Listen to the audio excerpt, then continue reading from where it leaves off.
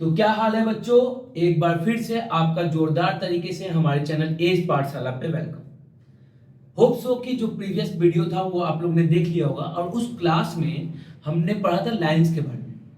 आज की जो क्लास होने जा रही है यहाँ पे हम एंगल्स के डिटेल के बारे में पढ़ेंगे कि एंगल्स क्या होते हैं और डिफरेंट टाइप्स ऑफ एंगल के बारे में पढ़ेंगे। मैंने बताया था पहली वीडियो में कि ये जो क्लास होने वाली है सिर्फ 9th के लिए नहीं बल्कि 7th और 8th के सिलेबस में भी है। तो 7th 8th 9th के लिए वेरी इंपॉर्टेंट होने जा रही है और आगे की जो क्लासेज हैं उसमें हम इसका यूज करते हैं, जैसे alternate interior angle, corresponding angle, vertical opposite angle.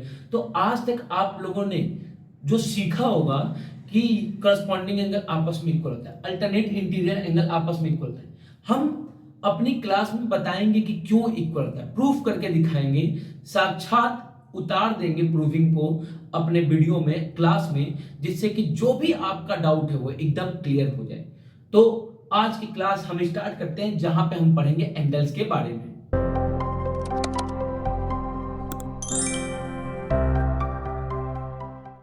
आज की क्लास में जो हमको पढ़ना है वो पढ़ना है एंगल्स के बारे में। किसके बारे में पढ़ना है? एंगल क्या होता है, एंगल्स के बारे में पढ़ना है। हमने लास्ट क्लास में लाइंस के बारे में डिटेल पढ़ा था। आज की क्लास होने वाली है एंगल से रिलेटेड। एंगल क्या होता है पहले समझ लीजिए कि अगर दो रे सेम स्टार्टिंग पॉइंट से ओरिजिनेट हो रहे हैं, दो रे सेम स्टार्टिंग पॉइंट से ओरिजिनेट हो रहे हैं, तो जो बनेगा दैट इज कॉल्ड एंगल। इसी को हम क्या कहते हैं? एंगल कहते हैं। और आपके जो सिलेबस में है वो एंगल को हम डिग्री में मेजर करते हैं। किस में मेजर करते हैं? डिग्री में मेजर करते हैं। जब तक कि क्लास 10th आप लोग पास नहीं हो जाते हैं, angle should be measure in degree. Class 11th में फिर हम पढ़ते हैं कि डिग्री को हम फिर रेडियन में कन्वर्ट करते हैं, so that we can compare the angle with the length of the sides, length of a circle. इस तरीके से कुछ उटपटांग टाइप की चीजें कहां पढ़ेंगे? Class 11th। तो आपने कभी थीटा क्या होगा, एंगल क्या होगा, तो दो रे अगर सेम पॉइंट से ओरिजिनेट हो रही है तो इनको हम क्या कहेंगे? एंगल कहेंगे। क्या कहेंगे? एंगल कहेंगे। अब ये जो रे ओरिजिनेट होती हैं, जो जाती हैं रे, इनको हम कहते हैं आर्म। क्या कहते हैं? आर्म। रे तो कहती हैं लेकिन एंगल के टर्म में इसको क्या कहते हैं? हम आर्म्स कहते हैं। क्या कहते हैं? आर्म कहते हैं। अब जैसे ही आपने एंगल पढ़ा तो एंगल के कुछ वैल्यूज के बारे में समझते हैं। पहला जो एंगल आता है वो आता है थीटा अगर 0 डिग्री हो जाए तब। थीटा अगर 0 डिग्री हो जाए तो इस एंगल को हम कहते हैं जीरो एंगल। क्या कहते हैं? Zero angle. तो जीरो एंगल क्या होगा? अगर थीटा 0 के इक्वल। अब सेकंड अगर बात करें तो एंगल आता है 0 डिग्री से लेके 90 डिग्री के बीच में। 0 डिग्री से लेके 90 डिग्री के बीच में। तो पहला हमारा 0 डिग्री था। अब उसके बाद आपने कहा भाई 0 से 90 के बीच में, तो 0 से जो 90 के बीच का एंगल होता है वो क्या होता है? Acute angle. 0 से 90 के बीच का मतलब कि 0 से बड़ा होगा लेकिन 90 से छोटा होगा। 0 से बड़ा होगा लेकिन 90 से छोटा होगा। अब एक्यूट एंगल के बाद आपने कभी अगर थीटा 90 के इक्वल हो जाता, 90 डिग्री के इक्वल हो जाता, तो ऐसे एंगल को हम कहते हैं राइट एंगल कहते हैं। क्या कहते हैं? ऐसे एंगल को राइट एंगल कहते हैं। तो थीटा अगर 90 डिग्री के इक्वल है तो राइट एंगल हो गया। अब मान लीजिए जो थीटा है वो 90 से ज्यादा हो गया लेकिन 180 से कम है। 90 से ज्यादा है लेकिन 180 से क्या है? कम है। तो ऐसे एंगल को हम कहते हैं ऑब्ट्यूज एंगल। क्या कहते हैं? ऑब्ट्यूज एंगल कहते हैं, जो कि 90 से ज्यादा हो 180 से कम। ये याद रखिएगा, यहाँ पे सिर्फ सिंगल एंगल की बात की जा रही है, उस सिंगल एंगल की वैल्यूज की बात की जा रही है कि उसकी वैल्यू क्या हो सकती है। तो इसलिए हम एंगल लिख रहे हैं, एंगल्स नहीं लिख रहे हैं। एंगल्स कब लिखेंगे? जब एक से ज्यादा एंगल की आप बात करेंगे तब। तो आपने भी 0 से शुरू किया, 0 90 के बीच में, 90 पे 90 से 180 के बीच में। अब बात करते हैं जब 180 हो जाता है, तो थीटा जब 180 डिग्री के इक्वल हो जाता है तो ऐसे एंगल को हम कहते हैं स्ट्रेट एंगल। क्या कहते हैं? स्ट्रेट एंगल कहते हैं। स्ट्रेट एंगल क्यों कहते हैं? क्योंकि यहाँ पे जो इसकी दोनों आर्म्स होती हैं they form a straight line. ये दोनों आर्म होती हैं ये एक स्ट्रेट लाइन बनाती है, इसीलिए इस एंगल को हम क्या कहते हैं? स्ट्रेट एंगल कहते हैं। अब जो एंगल आएगा वो 180 डिग्री से लेके 360 डिग्री के बीच में, 180 डिग्री से लेके 360 के बीच में। जैसे समझिए बात को, मान लिया कि ये हमारा ओरिजिन पॉइंट था। ओरिजिन पॉइंट से एक लाइन लेंगे एंगल को मेजर करने के लिए, तो ये जो लाइन हुआ ये हमारा जीरो एंगल का होता है। क्या होता है? जीरो एंगल का। अब इसको हमने उठाया, कहां तक उठाया? तो जब तक कि 90 डिग्री ना मिल जाए, जब तक कि 90 डिग्री ना मिले। तो 90 डिग्री से पहले जो भी एंगल थे उनको हमने क्या कहा, उसको हमने कहा एक्यूट एंगल। और जब 90 डिग्री पे आ गए, जब थीटा 90 डिग्री के इक्वल हो गया, तो इसको हमने क्या कहा, राइट एंगल। क्या कहा इसको, राइट एंगल। अब ये जब 90 से आगे बढ़ा, 90 से आगे बढ़ा तो कहां तक, जब तक कि 180 पे ना पहुंच जाए। तो आपने देखा कि भैया 180 पे पहुंच जो रहा है उसमें क्या बनना है, एक स्ट्रेट लाइन बनना है। तो 90 से 180 के बीच में हमने क्या पढ़ा, ऑब्ट्यूज एंगल को। क्या पढ़ा, ऑब्ट्यूज एंगल। और जब थीटा 180 डिग्री के इक्वल हो गया तो क्या बन गया, स्ट्रेट लाइन। क्या बन गया, स्ट्रेट लाइन। आपने जब ये जो एक सीधी लाइन बन गई, क्या बन गई, सीधी लाइन बन गई। अब इस सीधी लाइन के नीचे जा रहे हैं, नीचे जाने का मतलब कि जो ऊपर था उसका रिफ्लेक्शन हो रहा है, ये एक मिरर की तरह काम कर रहा है, और जो ऊपर एंगल उसका क्या हो रहा है, रिफ्लेक्शन हो रहा है। तो रिफ्लेक्शन हो रहा है, इसलिए 180 से 360 के बीच के एंगल को हम क्या कहते हैं, रिफ्लेक्स एंगल। क्या कहते हैं, रिफ्लेक्स एंगल। और जब थीटा 360 डिग्री के इक्वल थे, मतलब यहां से यहां तक क्या हुआ, तो रिफ्लेक्स एंगल हो गया। क्या हो गया, रिफ्लेक्स एंगल हो गया। लेकिन जहां पे स्टार्ट हुआ मतलब वहीं पे वापस पहुंच जाए तो 360। तो आपने कोई जहां से हम चले थे वापस वहीं पे पहुंच गए, तो हमने क्या किया, एक सर्कल कंप्लीट किया। एक सर्कल कंप्लीट किया तो दैट इज 360। तो 360 को हम क्या कहते हैं, कंप्लीट एंगल है। क्या कहते हैं, कंप्लीट एंगल है। बात समझ में आई। ये था सिंगल एंगल के बारे में। अब हम कहते हैं पेयर ऑफ एंगल्स अगर हमारे पास आ जाए तो उनमें कैसे पढ़ेंगे, उसके बारे में कैसे पढ़ेंगे, उनके बारे में भी हम डिटेल करते हैं। तो अभी हमने एंगल के बारे में डिटेल सीखा। अब हम जो पढ़ने जा रहे हैं वो है पेयर ऑफ एंगल्स। किसके बारे में पढ़ने जा रहे हैं, तो पेयर ऑफ एंगल्स के बारे में। कि अगर दो एंगल है, पेयर मतलब क्या होता है, दो एंगल है, तो जब भी हमारे पास दो एंगल होंगे तो उनमें कुछ प्रॉपर्टीज सोर्स करती है।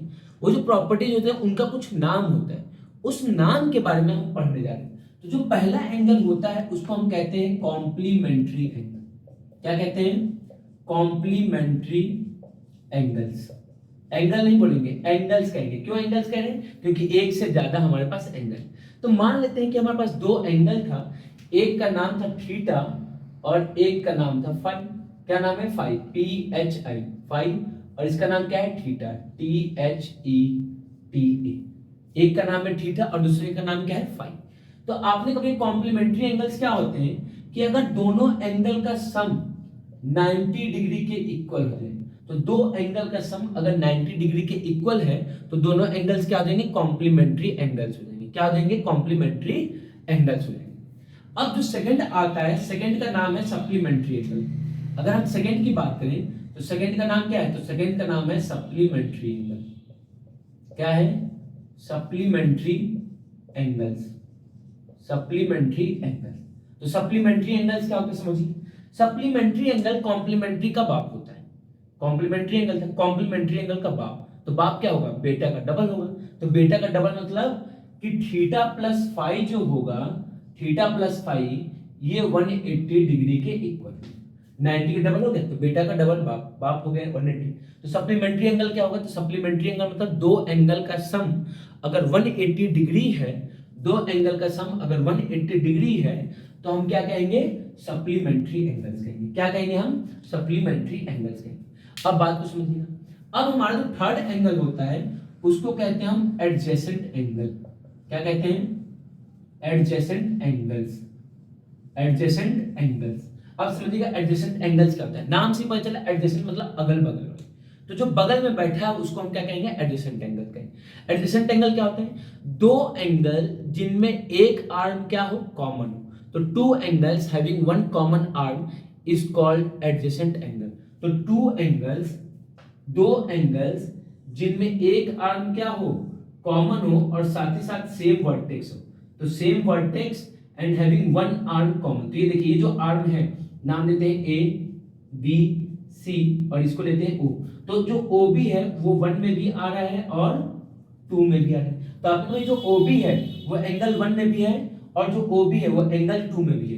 तो एंगल 1 और एंगल 2 कैसे हो जाएंगे, तो आपने को ये एंगल 1 और एंगल 2 जो हो जाएंगे वो एडजेसेंट एंगल हो जाएंगे। क्या हो जाएंगे, एडजेसेंट एंगल। एडजेसेंट मतलब अगल बगल वाले। अब इसी एडजेसेंट एंगल का एक भाई होता है जिसको कहते हैं लीनियर पेयर। क्या कहते हैं हम, लीनियर पेयर कहते हैं। क्या कहते हैं इसको हम, लीनियर पेयर। तो बात को समझिएगा कि लीनियर पेयर क्या होता है। लीनियर पेयर क्या कहता है कि भैया मैं भी एडजेसेंट एंगल का ही साथी हूं, मैं भी एडजेसेंट एंगल का ही साथी हूं, बस मेरे में कुछ खास बात ये है कि जो दो नॉन कॉमन आर्म्स हैं, ये कौन से आ गए, नॉन कॉमन आर्म, मतलब जो कि कॉमन नहीं है, तो जो दो नॉन कॉमन आर्म है ये एक स्ट्रेट लाइन का फॉर्मेशन करते हैं। तो लीनियर पेयर क्या कहता है, two non common arms, non common arms form a straight line, क्या बनाएगा, एक स्ट्रेट लाइन बना लेगा। तो जो दो नॉन कॉमन आर्म्स होते हैं वो क्या बनाते हैं, हमारे स्ट्रेट लाइन बनाते हैं, क्या बनाते हैं, स्ट्रेट लाइन बनाते हैं। तो जो दोनों नॉन कॉमन आर्म्स क्या बना गया, स्ट्रेट लाइन बनाएंगे। अब इसमें होता क्या है, दोनों एडजेसेंट एंगल होते हैं, मान लेते हैं ये थीटा है और ये क्या है, फाई है। अभी देखिए ये ए हो गया, ये बी हो गया, ये सी हो गया। तो जो OA और OC था, OA और OC जो कि नॉन कॉमन आर्म था, उसने क्या बना लिया, एक स्ट्रेट लाइन बना ली और कॉमन आर्म ऐसे गया। अब ये कहता है कि जो दोनों एंगल होगा उनका जो सम होगा वो 180 डिग्री के इक्वल होगा। क्या होगा, 180 डिग्री के इक्वल होगा। तो लीनियर पेयर, इसी को कहा जाता है कि लीनियर पेयर जो दो होते हैं उन दोनों एंगल का सम 180 डिग्री के इक्वल होता है। ये हमारा होता है एक्सियम। क्या होता है, एक्सियम। एक्सियम मतलब क्या होता है, प्रूव्ड स्टेटमेंट। प्रूव्ड स्टेटमेंट मतलब जिसकी प्रूविंग की जरूरत नहीं है, जिसकी प्रूविंग की नीड नहीं है, वो पहले से ही प्रूव्ड है। जैसे कि sun rises from east, sun rises from east, तो अब इसकी प्रूविंग की जरूरत नहीं, ये पहले से ही प्रूव है कि जो सन है वो ईस्ट से निकलता है। तो एक्सियम्स और पोस्टुलेट्स हम इक्विलिट्स ज्योमेट्री जब पढ़ेंगे तो मैं वहां पे आपको और डिटेल में बताऊंगा कि एक्सियम्स और पोस्टुलेट्स क्या होते हैं। तो आज हमने एंगल्स के बारे में सीखा, फिर उसके बाद पेयर ऑफ एंगल्स के बारे में सीखा। अब जो नेक्स्ट क्लास होगी उसमें हम सीखेंगे डिफरेंट टाइप्स ऑफ एंगल, जैसे vertical angle, corresponding angle, co interior angle, alternate interior, alternate exterior angle, और angle on a straight line at a point, और एंगल अराउंड अ पॉइंट, एक पॉइंट के around जो एंगल्स होंगे, इन सारे बारे में हम क्या सीखेंगे, नेक्स्ट क्लास में सीखेंगे। उसके बाद फिर हम लाइंस और एंगल्स के क्वेश्चंस लगाएंगे। तो तब तक के लिए जय हिंद, जय भारत, मस्त रहिए, बिंदास रहिए और जम के पढ़ते रहिए।